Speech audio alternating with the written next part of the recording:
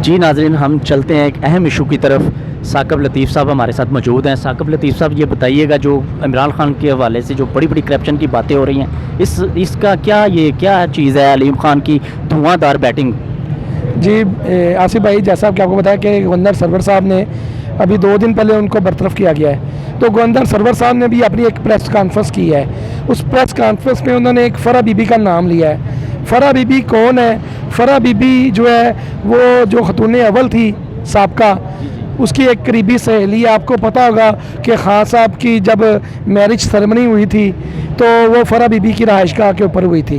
तो गवर्नर साहब ने जो इल्ज़ाम लगाए हैं फ़रा बीबी के हवाले से कि जी डिप्टी कमिश्नर एसी और जो यानी कि वहाँ पे पटवारी तहसीलदार लगते थे तो वो पैसे दे के लगते थे। इसी तरह अलीम खान ने कल प्रेस कॉन्फ्रेंस की है। अलीम खान भी इनके साथ ही होते थे। आपने देखा कि अलीम खान पूरा भरपूर जो है इमरान खान को सपोर्ट कर रहे होते थे। अलीम खान ने भी कल यही बातें की हैं और आज फ़रा बीबी जो है वो पाकिस्तान से जाग दुबई में शिफ्ट हो चुकी हैं। और ये बड़ी बदकिस्मती है इस मुल्क की कि खान साहब लोगों को तो अखलाकियात का दर्स देते हैं, लोगों को तो कहते हैं जी मैं बड़ा ईमानदार हूँ, लेकिन उसके घर के अंदर ये करप्शन हुई है। पहले भी आपको देखे फॉरेन फंडिंग केस भी अभी तक चल रहा है, अभी तक उसका फैसला नहीं आया। इसकी जो बहन है अलीमा, हाँ, जब उसकी ऑफशोर कंपनी निकली तो उसने कहा जी मैं तो मशीनों का मेरा काम है, तो वो सिलाई मशीनों के साथ ही अमीर हो गई।